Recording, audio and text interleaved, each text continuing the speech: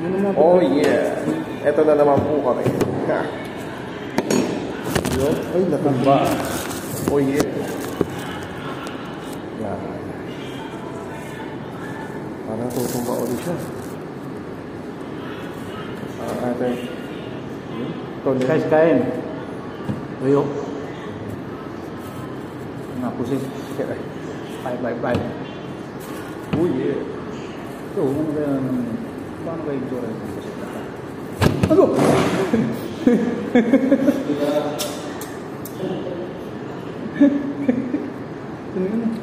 Oh yeah! Hindi naman. Hindi tumangsi. Ha? Hindi tumangsi. Kasi talaga siya na ano? Kasi talaga.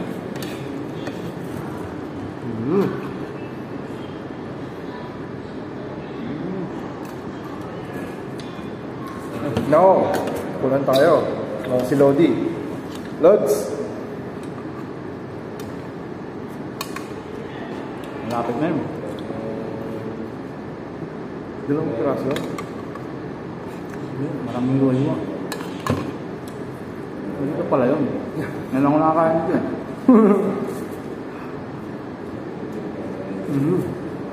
Ano malasa?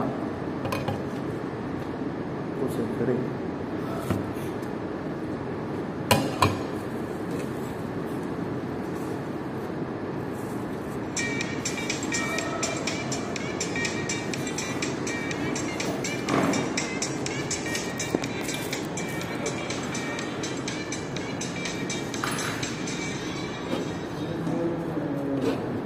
With the basmati rice.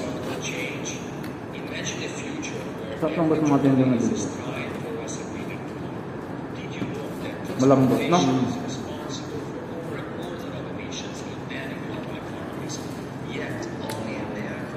Masarap siya pag bagong luto. Mainit. Pag mainit na?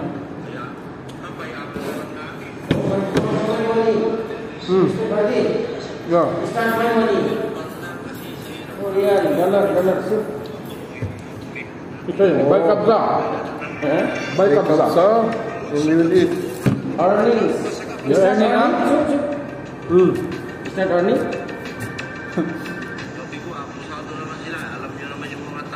No? No. 2-0. Zero. After this, no need to anything. Inshallah, next. Next, huh? No. Before my last two, okay. One time. Just continue vlog. My own Facebook delete. So, Kampab yan ba? Malapit yun yan. Mas malayo din. Kampab yan.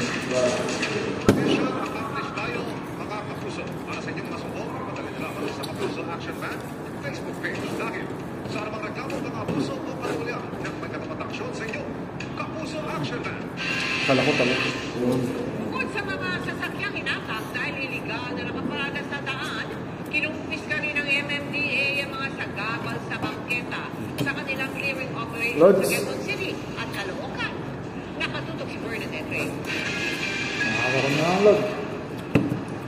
Kanya-kanyang hakot ang ilang taga-barangay 126 sa Caloocan nang dumating ang mga operatiba ng MMDA Special Operations Group. Giniba ang bahay ng kalapati na nakakasagabal sa bangketa. Pati mga halaman na nasa sidewalk, kinumpis ka rin. Noong nakaraang linggo, nag-operate na dito sa Isagani Street, Barangay 126 Caloocan, ang MMDA Special Operations. Pero nang balikan ngayong araw, meron pa rin mga sagabal sa kalsada. Ang may-ari ng nabibigyan na ito, dali-daling pinasok sa bahay ang cabinet para ikinumpis ka. Sinunod ko na po si Sir. Yun lang po yung naiwan. Okay lang naman, ma'am. Kasi pag mali. Meron pa rin po talaga na hindi natin Pinirin na. ilang beses talagang ikutan natin yung mga obstruction, hindi lang po nasa gitna ng kalsada, but nasa gitna na po. Today, nakita natin, medyo bawas. Sa kahabaan naman ng Belmont, Kasama ko, sa ano? Quezon City, may mga pinatak na sasakyan. 9 to 11 Tinahuli ng kotseng nakapark sa Center Island sa Sergeant Rivera Street. Yung mga nalalaw din. Goal natin to ensure mobility sa ating mga Makikita kalsada, magano. to ensure that the sidewalks are able to be used by our pedestrians as a safe passage. On the street. Na-impound din ang motorsikla ng isang rider na nakulit walang Kasi may hinahabol yan, pre. Walang nagang pang budget. Nakikipagtulungan na ang MMDA sa mga lokal na Kaya nagagaling pamahalaan na. o kasagabal sa mga kalsada. Sa Quezon City, araw-araw Gusto ang maging ano yan? operations ng Traffic and Verbal Transport ko. Management Department. Lokal na ano. Lokal na episode sa ano. Para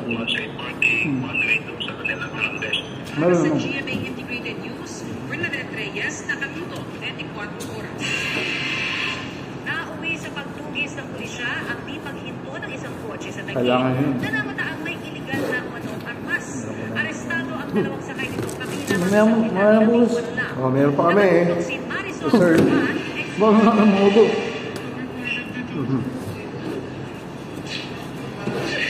Ano? Okay.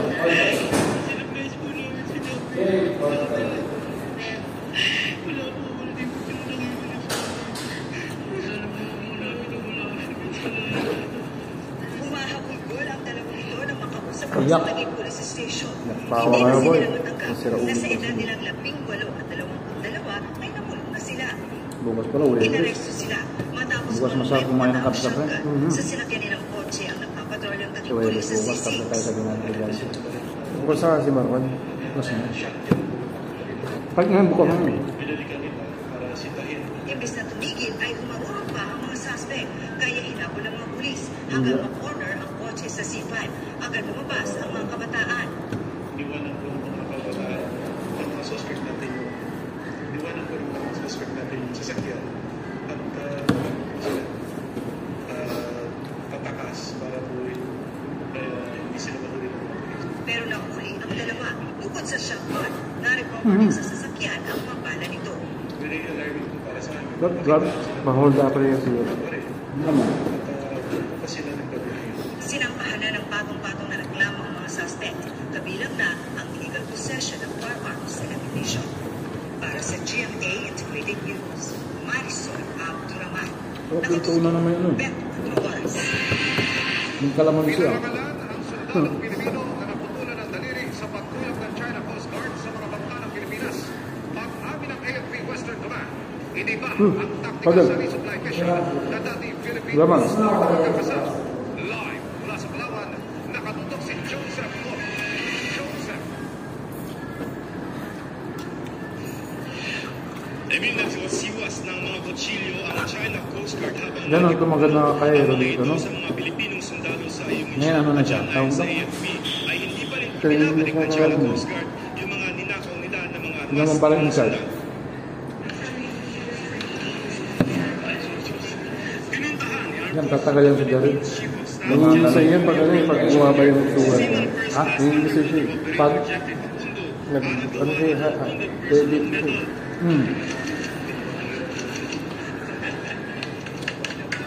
Ay, pili. Hindi. Dahil yung naputulan ng yung lalaki. Yung inano ng China. Operations Group na naputulan ng hinlalaki ng kuyugi ng China Coast Guard ang sinasakyan ng rigid hull inflatable boat o RIB. Bahagi siya ng isinasagawa ng rotation at resupply mission o RORE mission sa Union Sarap rin. June 17. Ha? Sarap yung sabon. Ito siya akong ng ano. Lemos. Chinese Coast Guard Sarap yun. free sa rehab. Kain pa? Ito, gusto mo. Gusto mo ako. Parang iba mo, uwi natin. So because of the weight Meron pa eh. Kunti lang. and sa bilis, Itaklas mo. rin ng Chinese Coast Guard, tinabahan ng daliri ng training. Yan, kutsara. Sa kabila ng nangyari, ayon kay Facundo, hindi siya magdadalawang isip na magpa-deploy ulit sa Ayungin. Long green na ano, basmati na ako natin. Yan yung mga basmati namin. Yung... Pero siya, ano siya? Malambot. تقسيم سريع مجاني. اشترك الحين في امازون برايم.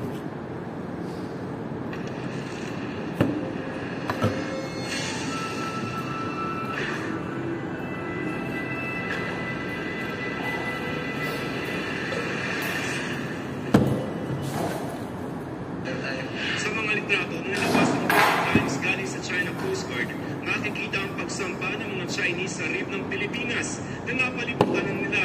Nasa loob ito ng exclusive Loko economic naman tayo, zone wala ng na Pilipinas ba? pero ang Nabubuli idinikit na lang. ng China, kailangan daw nilang mag-inspeksyon dahil nasa teritoryo daw nila ito.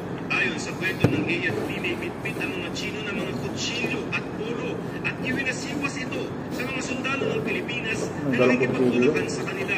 Chinese even threatened our personnel by pointing their knives at our personnel.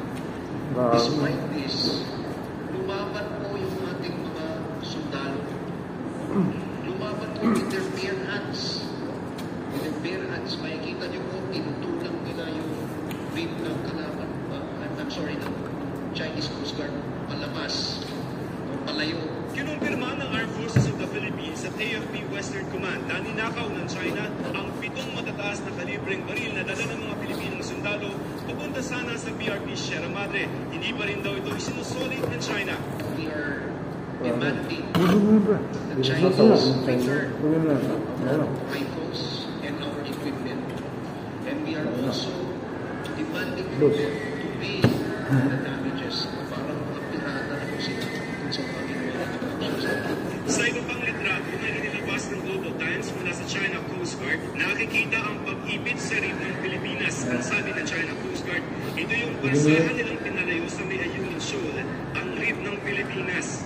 Ayon sa AFP, pinagbubutas ng China ang mga sasakyang pandagat ng Pilipinas. Sinira ang mga motor ito at mga navigation equipment. Sinamsam rin ng China ang mga cellphone ng mga Pilipinong sundalo. Pero sa kabila daw ng mga agresibong aksyon ng China, tanggalin yung impression na yung mga sundalo namin, hinayaan nila yung mga Chinese Coast Guard na puting naman yung aming mga kagabitan.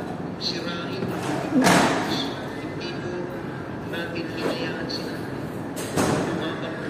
Although they were numerically disadvantaged, inferior in terms of number of personnel and number of floating assets, they resisted.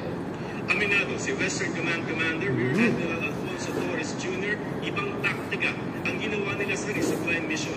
Kung nakagawin lang sibilyan na resupply vessel ang ginagamit na may escort na Philippine Coast Guard, ngayon mga bangka ng Philippine Navy ang sinubukan nilang ipasok sa Ayungin Shoal. That's what I did.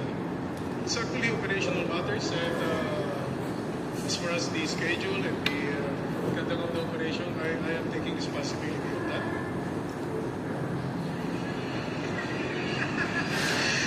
Iniit ng AFP na illegal itong ipinapatupad na bagong regulasyon ng China Coast Guard laban sa mga trespassers sa mga katubigan na inaangkin nila. Emil? Maraming salamat, Joseph Moro.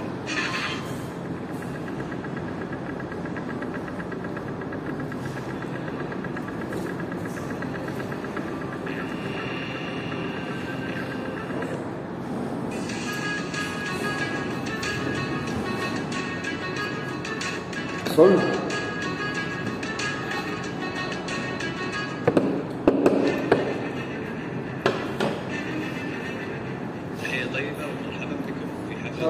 Oo, panalo. Speed.